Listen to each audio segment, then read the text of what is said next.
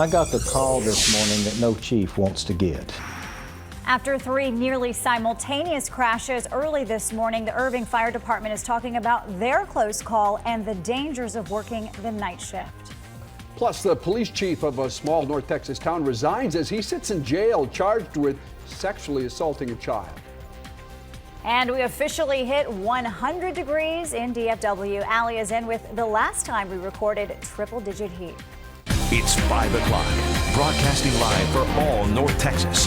Fox 4 News starts now. Several firefighters were hurt this morning after an 18-wheeler slammed into their fire truck. Good evening, everyone. I'm Natalie Solis. And I'm Richard Ray. That wreck was part of 3 crashes that shut down a part of Highway 183 in Irving. Fox 4's James Rose is at Parkland Hospital where one of the firefighters is still being treated. James. Richard, this is one of those stories that just makes you scratch your head in disbelief. Police say within an hour and a half span, there were 3 crashes, 2 of them caused by drunk drivers, leaving 1 person dead and sending 3 firefighters to the hospital. 2 of them have been treated and released.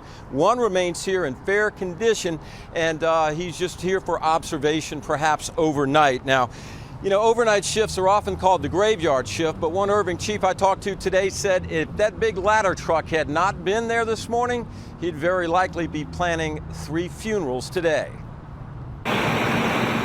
Irving police say it all started when this white GMC pickup truck slammed into a guardrail just before 3:30 Sunday morning in the eastbound lane of Highway 183, just shy of Story Road. The driver ran off, was caught, and charged with DWI.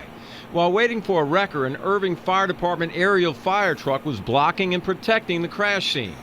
And at 4:40 a.m., investigators say an 18-wheeler slammed into the ladder truck at freeway speed. It caused the fire truck to spin 180 degrees and then completely roll over one time. The 18-wheeler caught fire. The impact sent 3 firefighters into the air and onto the freeway. The driver of the 18-wheeler was killed on the scene. As the firefighters were rushed to Parkland Hospital, unbelievably, it happened again. And as they were trying to close the freeway down, another intoxicated driver came through our crime scene and struck the back end of one of our patrol cars. The officer was not injured because he was not in the car. It's very sobering when you are awakened by a phone call from your dispatch center and there's an entire crew en route to the hospital. Assistant Chief Wilson went directly to the hospital and heard the horror firsthand from his crew. 2 of the members were actually sitting on the front bumper of the aerial truck. The 3rd member had gone and talked to a police officer, returned to the aerial truck, and was standing facing the front of the truck, and he actually heard and of course felt the impact. He never lost consciousness. Irving traffic officer Stephen Burris says he's never seen anything like it in nearly 25 years on the job. This was basically the same size vehicle striking the same size vehicle. Fire truck weighs somewhere between 50 and 60,000 pounds, I would guess. And the speeds of the 18-wheeler, plus it appears that it is loaded, the trailer's loaded, struck the back end of the truck and pushed it forward, causing it to spin completely around, facing back westbound and rolling at one complete time. Police say the driver of the 1st and 3rd crashes were intoxicated. The driver of the 18-wheeler is identified as 52-year-old Lalev Kolev of North Dallas. The cause of his fiery crash remains under investigation. I will tell you that the firefighter that did not lose consciousness was able to relate to me that he never heard any screeching from brakes or anything. Assistant Chief Rusty Wilson wants this to be a wake-up call and teaching moment for everyone. But we're out there protecting first responders that are there for you. If it's your family, if it's your children, if it's your spouse that's involved in that accident, first responders trying to help you and your family, we're public servants trying to help the public. Please try and help us. Now here's a look at both of the DWI suspects. On the left you have 35-year-old Ramiro Martinez of Fort Worth. On the right, 25-year-old Layla Rahimi of Allen. Now, investigators say it's going to take some time to piece together just exactly what caused this 18-wheeler to crash into that fire truck. Typically, a crash like this involving a commercial vehicle, the NTSB will get involved. They'll do blood toxicology. They'll also look at logbooks and help piece together just exactly what caused this fatal fiery crash. Richard, Natalie. All right, James Rose, thank you. Dallas firefighters had to use cadaver dogs to find the body of a woman who died in a house fire early this morning. It happened around 5 a.m. at the Gatewood Place near White Rock Lake. Fire officials say the house was engulfed in flames when they arrived. A man was able to escape the home, but his elderly mother could not be found. Cadaver dogs were brought to the scene and they located the woman's body. The cause of that fire is still under investigation. Police are investigating what they believe is a murder in Northwest Fort Worth. Investigators say about 9:30 last night, an argument between several people led to at least one person being shot. Julian Torres was pronounced dead at the scene. Homicide detectives responded and collected evidence. Louisville police say an 18-year-old died early this morning in a freeway pileup. His family says he was passing by, saw a wreck, and tried to help save someone else. Fox 4's Zahid Arab is in Louisville with details on how it all happened. Zahid. Well, families say 18-year-old Luis Aleman likes to work on cars, and he always helps people when he can. So when he and his cousin were on their way back from a family party in Dallas early this morning and he saw a stranded driver, he wanted to stop.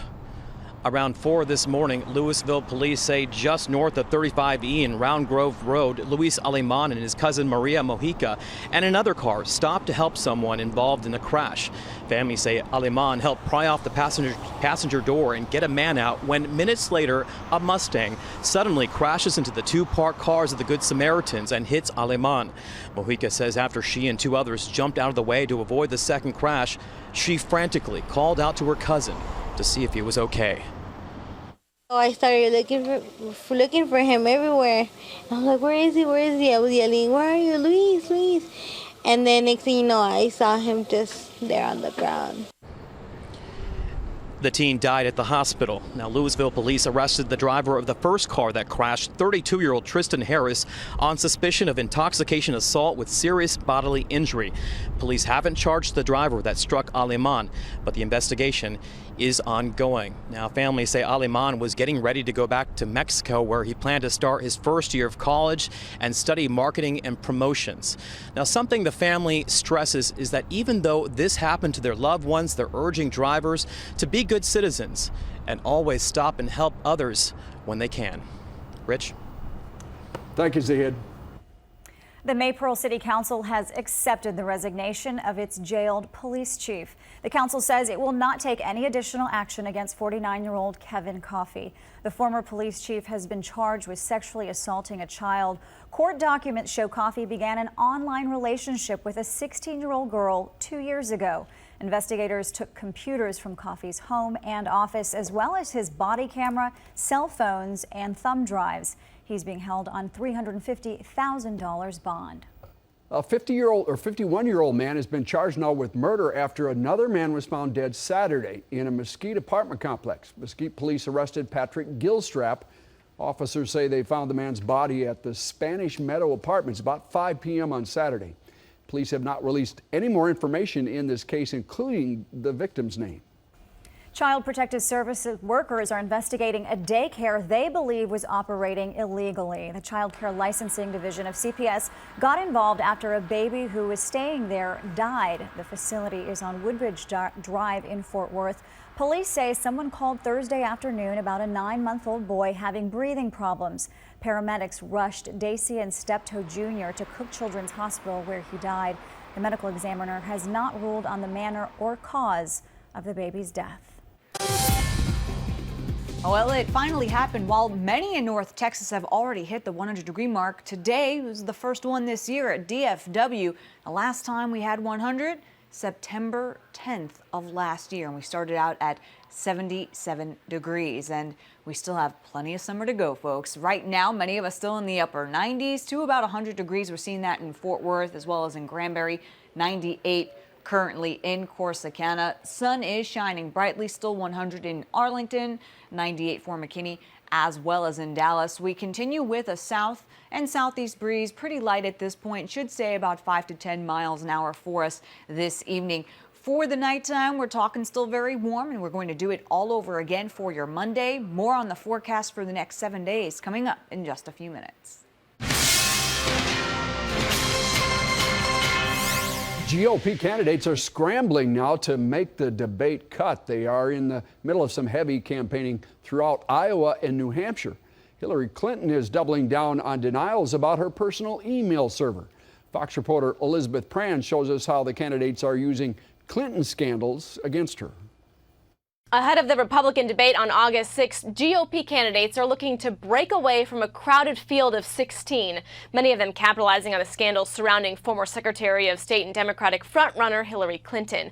Government investigators say emails containing classified information had been shared on the private email account Clinton was using during her tenure, which goes against what the now candidate has been saying for months. She's been telling reporters she conducted no such sensitive business on that private server. Opponents are jumping on her track record. It's crystal clear that she has been engaged in a cover-up of lots of things.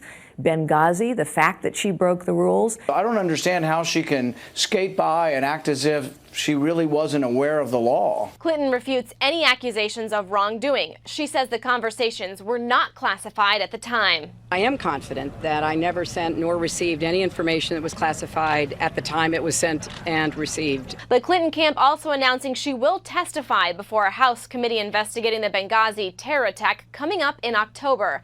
House Republicans continue to pry for details regarding the State Department's possible denied protections, which may have prevented the attack and saved lives. Those coming to her defense say it's a political hack job ahead of the election. The hearing is scheduled for October 22nd, but it could certainly change due to ongoing negotiations with Clinton's lawyers in regards to the scope of the questioning. In Washington, Elizabeth Pran, Fox News.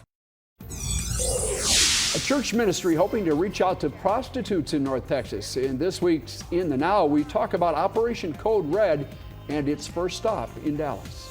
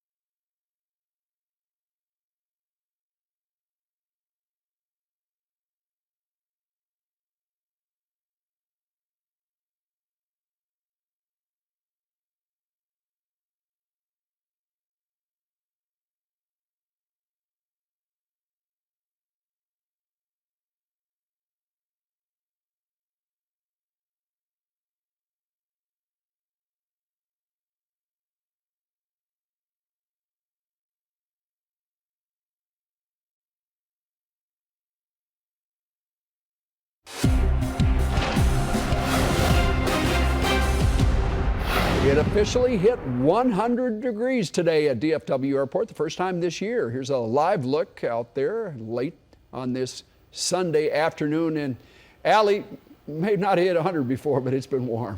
You know, 99, 100 still feels very uncomfortable, especially when the heat index is around 103, 104. So we did officially today get to 100 at DFW, while many of us have already experienced that this summer. Now, here's a little bit of good news and bad news. We have at least another month of these temperatures close to 100 degrees. Our average last day is August 26th, but we've seen an occurrence as late as October 3rd. Per year, we typically have 18 100-degree days. So we've got some ways to go to get to that average. Let's hope we keep it under. Last year we only had 15, so if we can keep it under that, even better. I do think we'll have a few more though as we head into the upcoming work week, hovering near 100 for your Monday, Tuesday, and Wednesday. And then starting Thursday, we'll see some changes with a weak front heading this way. But with all of this sunshine, we've had some fun outdoors, a great sunny selfie, 5 hours in the pool today for Gracie and Cooper. They were loving it. And you know what? The dogs always get in on the mix too. This is from Jennifer Babbitt on our Fox 4 Weather Twitter page. Make sure you send us your sunny selfies and hashtag it sunny selfie. We love seeing those. Right now, we're in the upper 90s, still a couple spots near 100 degrees. It is going to be a painfully slow temperature decrease for us tonight. Our heat index remains in the triple digits, and that'll continue for at least a couple more hours. Feels like 104 currently in Fort Worth. Our radar picture is still looking pretty good, mainly clear skies. That continues for us tonight and even going into much of your Monday. Not a whole lot happening across the state with this high pressure still in control, some wet weather approaching the panhandle, but we're going to keep it rain-free through Wednesday with this ridge in place. It then shifts to the west, allowing a very weak front to head our way Thursday into Friday. And eventually it's going to stall out as it moves through Texas. The question is, where does it stall? If it stays closer to us, we could actually keep a rain chance in through Saturday. If it stays to our south, and then I think the better rain chances will be well south of Dallas and Fort Worth. Temperatures for us going through your evening remain in the low 90s. We're back tomorrow morning in the upper 70s, close to 80 degrees. And then we're going to do it all over again by lunch hour. We're in the mid 90s. And then with highs again for your Monday, upper 90s to about 100 degrees. I am forecasting 100 again for DFW. So expect a lot of heat and humidity. When we factor in the humidity, you can tack on another 4 or 5 degrees from these numbers, and that's what it will actually feel like. Here are the next 7 days with your AccuWeather forewarned forecast. First couple of days of the work week, tons of sun, lots of heat. And then I'm going to bring in some rain chances late Thursday night into Friday. We could see a few pop-up showers and storms on Saturday, but I think many of us will be dry. Notice in terms of a cold front, not very cold, but we will get back to normal for Friday and Saturday. Sometimes the first step to helping someone turn their life around is letting them know you care, and that is the mission of Operation Code Red, hitting the streets of Dallas August 6th and 7th, targeting prostitution. Joining me now, Valerie Perez and Panda Ross to explain what this is all about. Thanks so much, ladies, for coming in. Great to be here. Okay, so Valerie, explain this. What exactly is Operation Code Red? Well, this is an evangelistic tool, Victory Outreach International, going to every major city throughout the United States and also different countries. It's just to reach the women that are hurting, the lost, those that are in prostitution involved. So we have target places that we're hitting, and it's just to let them know that Jesus loves them and that we care. That, you know, that someone's daughter, someone's mother, someone's, you know, sister, and we know that there's hope for them and we have a place for them. So that day when we go out there and we share with them God's love, we're going to let them know that if they want a way out, that there's a way out, that we want to help them. And Panda, you have had a tough time in your life, and does that help you relate to them? Oh yes, it helps sharing me your relate. story? My heart is with them. You know, I was born in prison, in Huntsville prison, and to a mother that was a heroin addict and a prostitute all of her life. My grandmother, she raised me in New Mexico, you know, and I grew up saying, I'm never going to be like my mom. But by the time I was 13, I was already smoking weed and drinking beer. And she sent me to Dallas to live with my aunt, you know, to get on track. I did for a few years, but by the time I was 17, you know, I had met my children's father, and he introduced me to crack cocaine. And, you know, we did drugs, kind of like working and holding it down, but then he ended up going to prison, and I ended up prostituting and selling my body, pretty much doing whatever I could. I just thank God that January 25th, 1997, you know, God saved my life. A young man gave me a flyer and told me about a Christian recovery home that could change my life, and 3 weeks later I took him up on it because he gave me hope, and he gave me a promise that God would give me my kids back. Both of them graduated high school, went to college. You're a proud mom now. You Proud have mom. completely changed your life. Is that the hope for these ladies, that when you go out there and you connect with them and you tell them, hey, people care about you, that I guess what happens after that is what do you hope that they do? The day that we pamper them, which is on Friday, August 7th, we're going to do manicures, we're going to do massages, we're going to give them gifts, and we just want them to know that there's a place for them. We have a women's home, so when they do, want to change your life and when they're ready, there's a hotline on the cards that we give them, and they could call and they could come into our home. Yes. Well, ladies, tremendous work that you're doing. August 6th and 7th, right? 7th and 8th, right? Or is no, it 6th and 7th. We got it. August 6th and 7th. Thursday and Friday. Yeah. Yes. Fantastic luck to you. Thank you so much for coming in. Our pleasure. Thank you. Thank and to learn more about Operation Code Red, you can visit us on our website. We've got a link there, fox4news.com. 3 prison workers are facing charges in the escape of a Mexican drug lord. Details on their alleged roles that they played in the prison break and at the jail. 2 new members have joined the church, Smith and Wesson. One pastor's response to a mass murder at a church in South Carolina: weapons.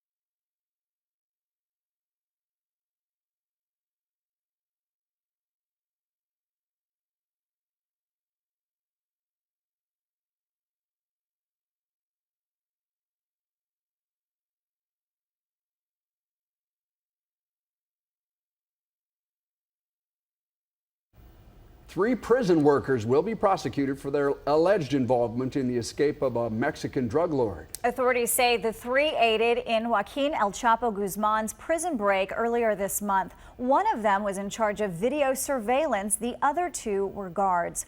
Prosecutors say there was sufficient evidence the employees helped Guzman escape through a 1-mile-long tunnel. 7 prison workers were originally held in connection to Guzman's escape. 4 were released because of lack of evidence.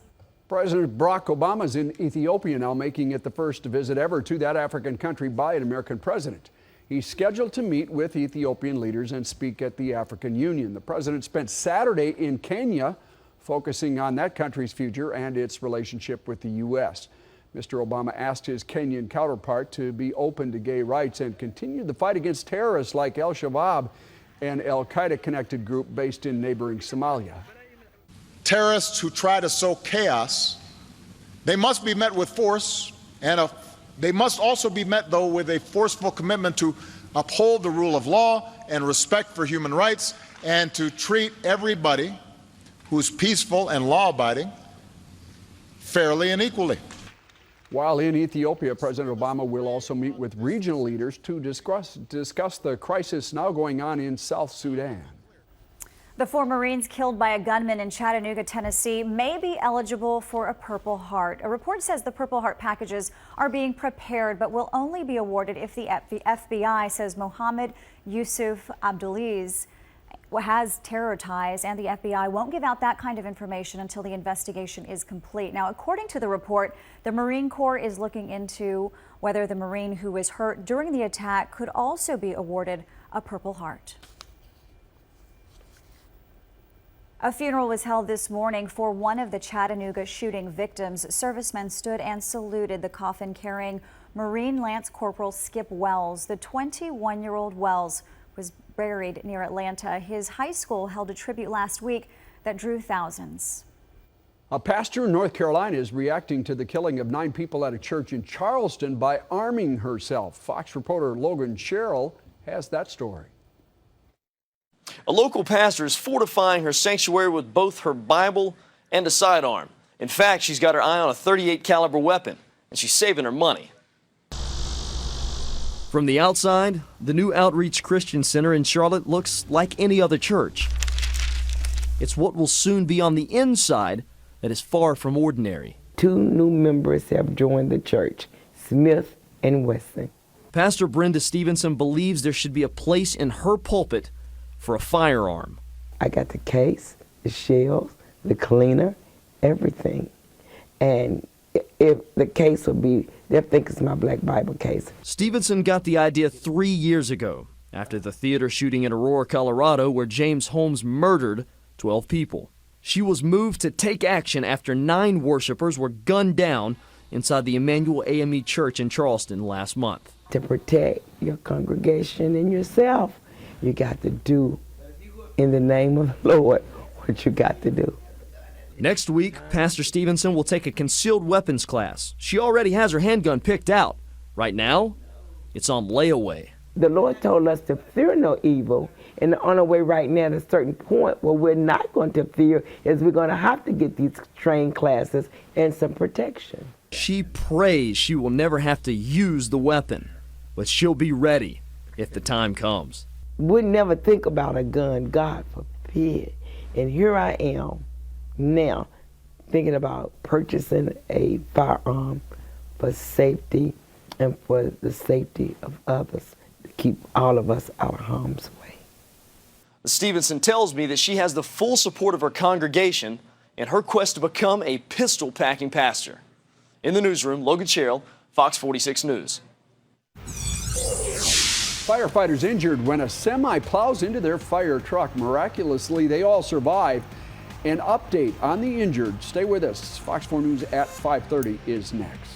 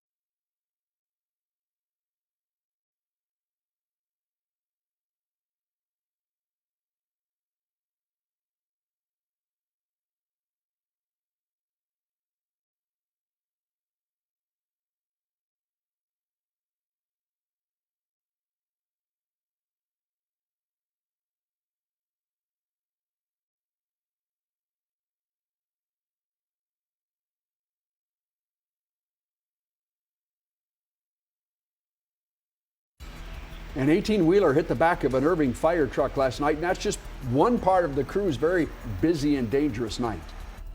We have new details in the murder case of a Colleyville housekeeper from last year. Plus, the Boy Scouts of America could soon end its ban on openly gay leaders. Several firefighters were hurt this morning after an 18-wheeler rammed into the back of their fire truck. That three-part wreck left one person dead, put firefighters in the hospital, and 2 people in jail. Fox 4's James Rose explains the long morning for Irving fire crews. James. Richard, Natalie, it really was. This is one of those stories where the truth is stranger than fiction. Roughly within the time span of an hour and a half, they had 3 crashes. 2 of them were drunk drivers. 1 man was left killed on the scene. 3 firefighters were taken here to Parkland Hospital. 2 of them were treated and released. 1 of them remains here overnight for observation. Irving police say it all started when this white GMC pickup truck slammed into a guardrail just before 3:30 Sunday morning in the eastbound lane of Highway 183, just shy of Story Road. The driver ran off, was caught, and charged with DWI.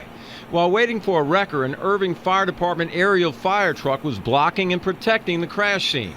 And at 4:40 a.m., investigators say an 18-wheeler slammed into the ladder truck at freeway speed. It caused the fire truck to spin 180 degrees and then completely roll over one time. The 18-wheeler caught fire. The impact sent 3 firefighters into the air and onto the freeway. The driver of the 18-wheeler was killed on the scene. As the firefighters were rushed to Parkland Hospital, unbelievably, it happened again. And as they were trying to close the freeway down, another intoxicated driver came through our crime scene and struck the back end of one of our patrol cars.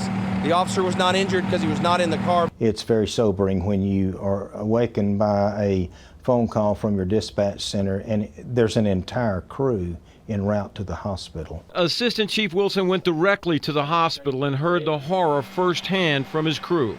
2 of the members were actually sitting on the front bumper of the aerial truck.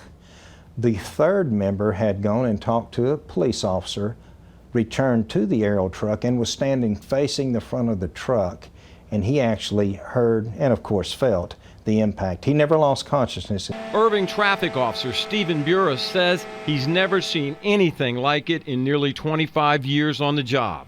This was basically the same size vehicle striking the same size vehicle. Fire truck weighs somewhere between 50 and 60,000 pounds, I would guess.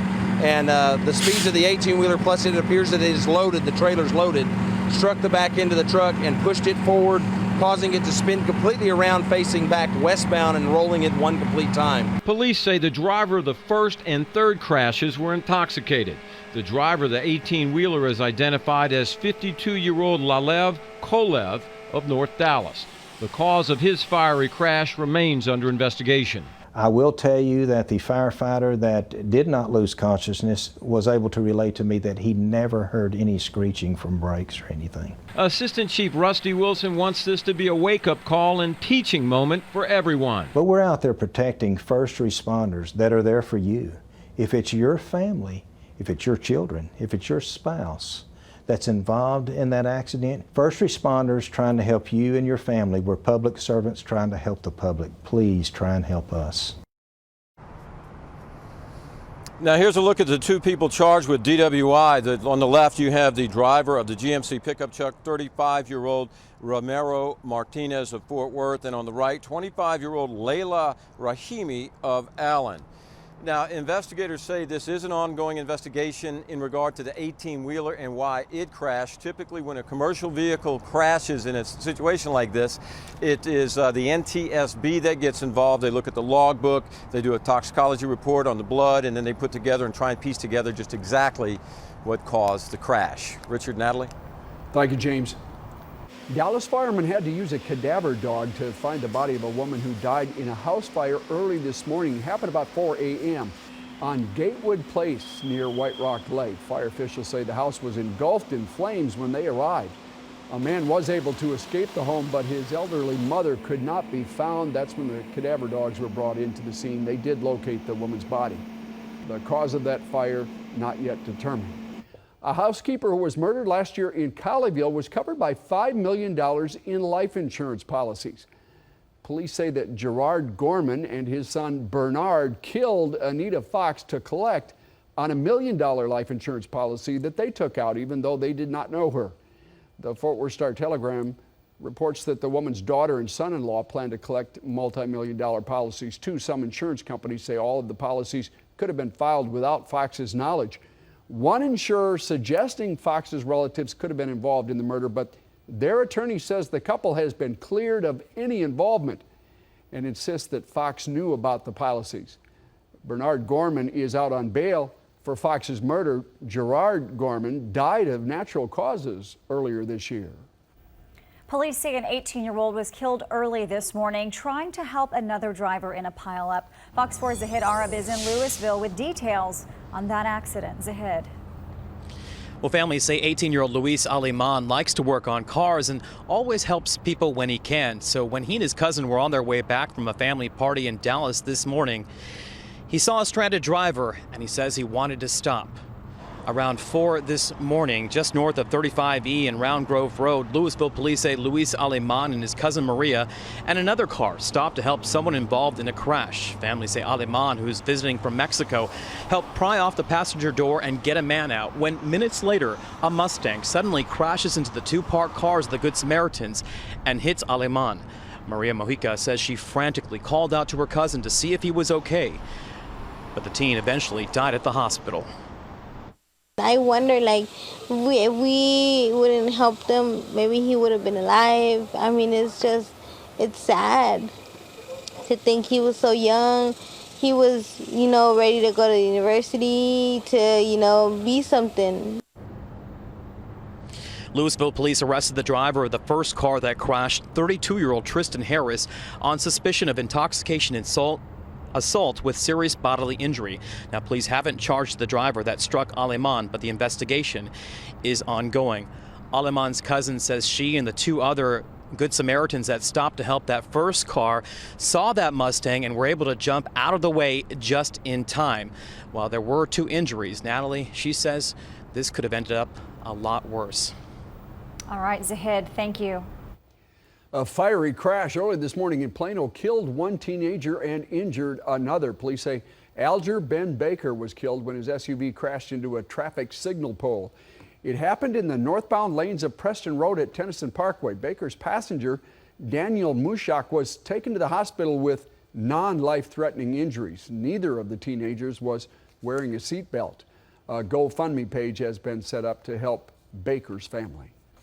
Tomorrow, the Boy Scouts could officially end its longtime ban on openly gay adult leaders. The organization, based in Irving, okayed a resolution to repeal the ban earlier this month. An 80-member board will decide whether to approve the policy change at a meeting tomorrow.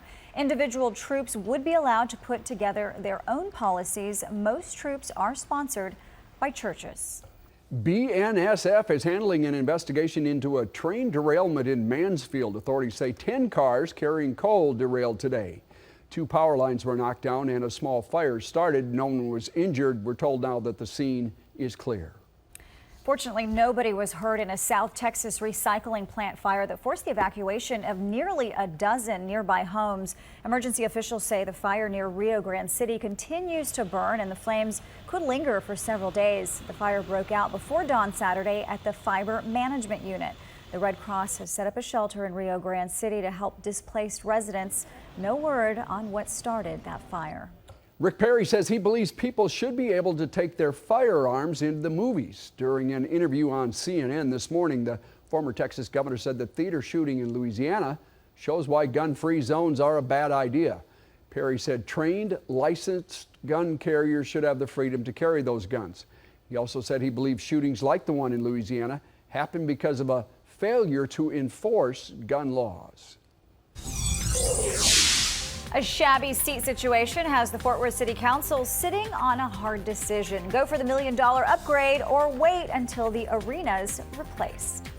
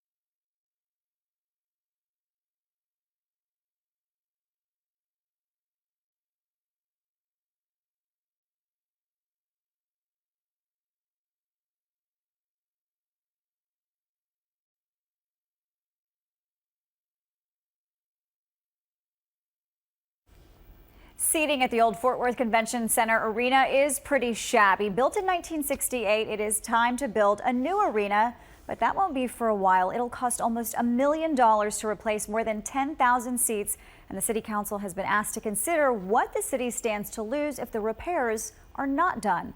Fox 4's Phil Alvarado has the story. The whole building itself it's outlived its lifespan and what the market needs today in an arena and in a convention center.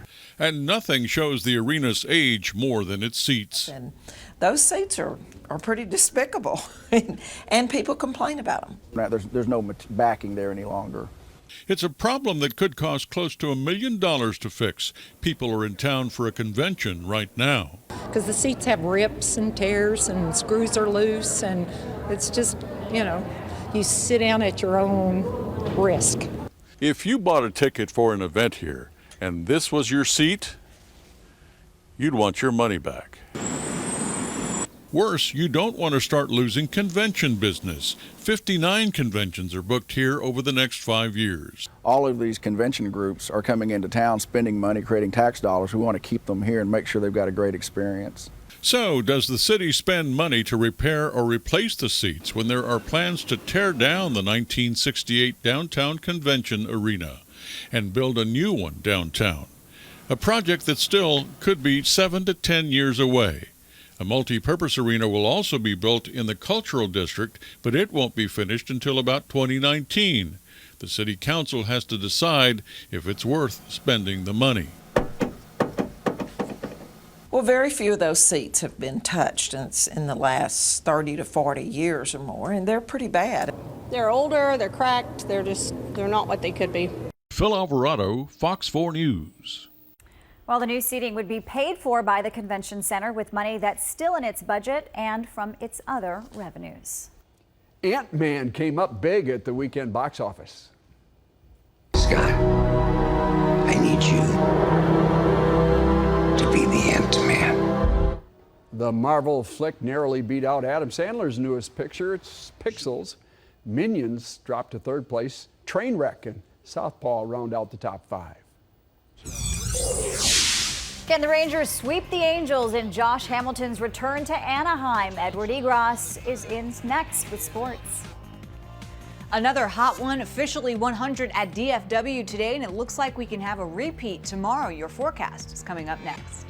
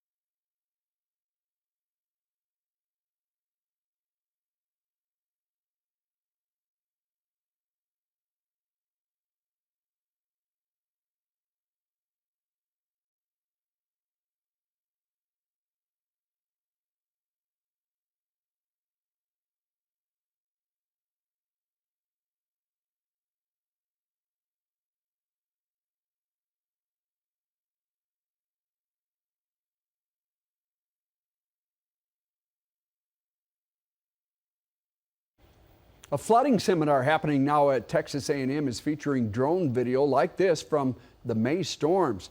The meeting is for emergency responders to learn how to deal with deadly natural disaster. Flooding in parts of Texas killed more than 2 dozen people. That prompted organizations to look into better ways to deal with high water situations, thus the use of these drones. This seminar wrapping up on Tuesday with a field exercise in Bryan, Texas.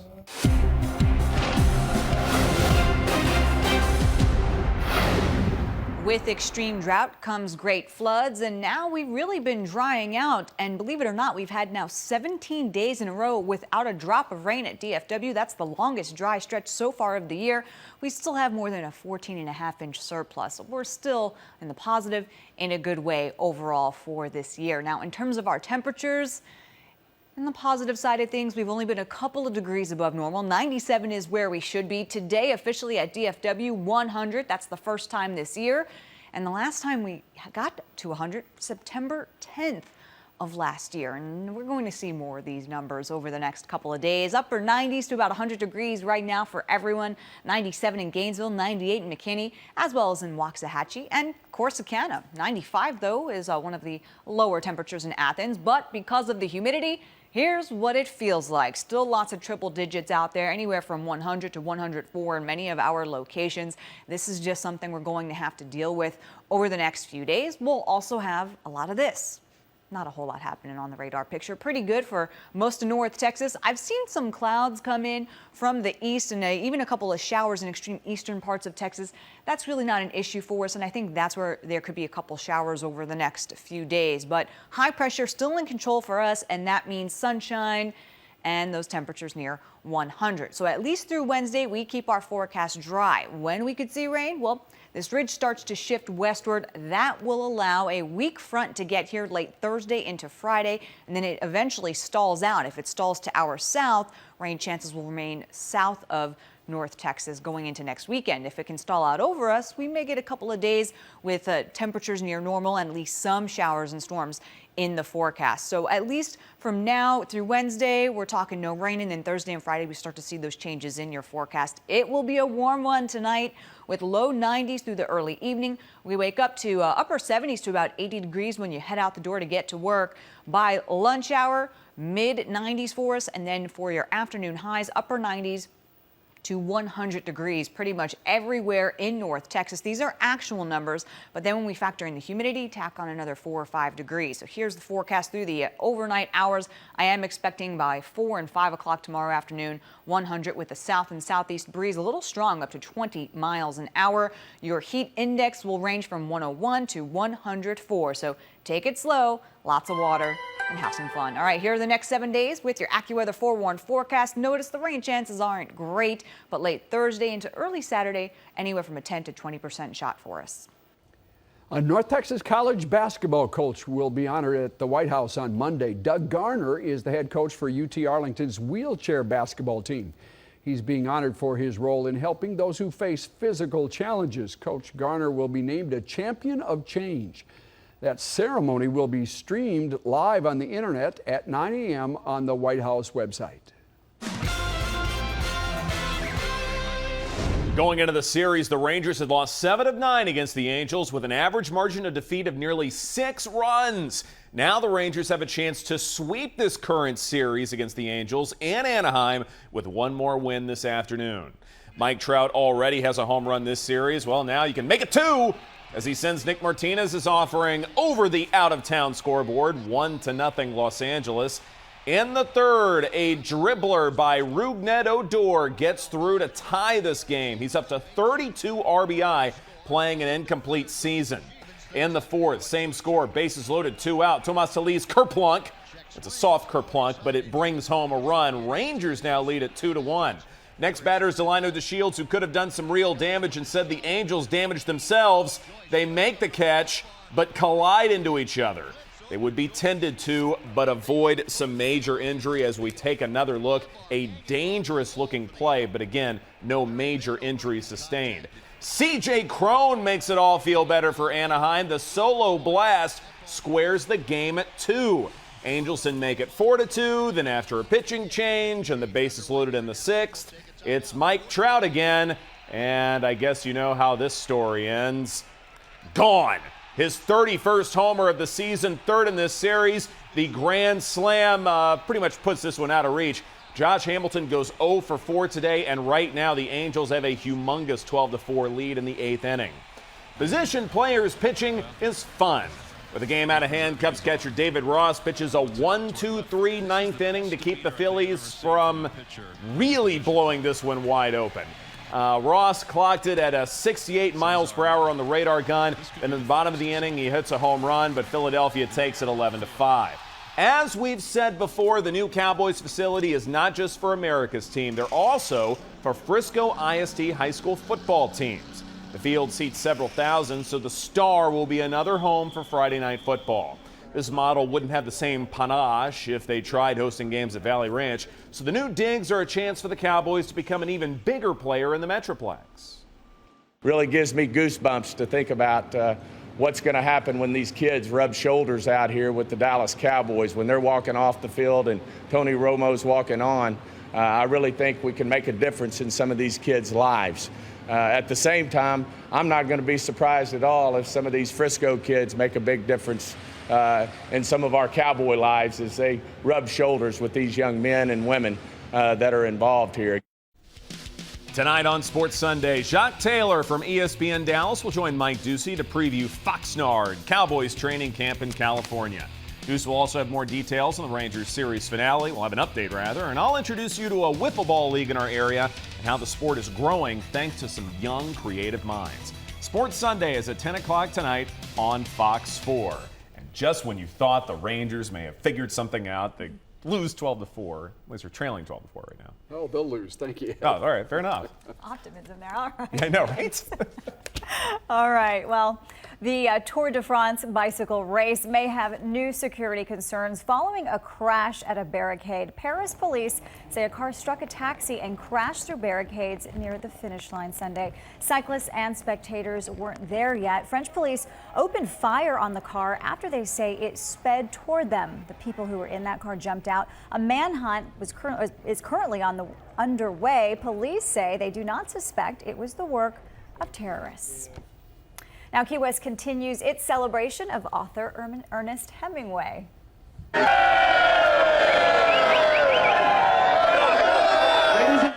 more than 100 Ernest Hemingway lookalikes gathered for the annual festival. Saturday's events included a spoof on the running of the bulls, much safer than the event held in Spain. Following the bull run, the winner of the lookalike contest was chosen. The festival comes to an end later tonight. Cuban leaders pledged to keep socialism alive, but toned down their anti-U.S. rhetoric at Cuba's first national holiday since reestablishing diplomatic ties with the U.S. Revolution Day is the country's most important holiday. It marks the 62nd anniversary of the assault on the Moncada barracks, led by Fidel Castro.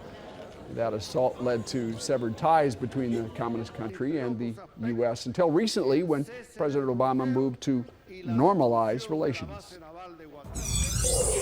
This is not your typical balloon animal. A Utah man set a world record for a very big balloon dog.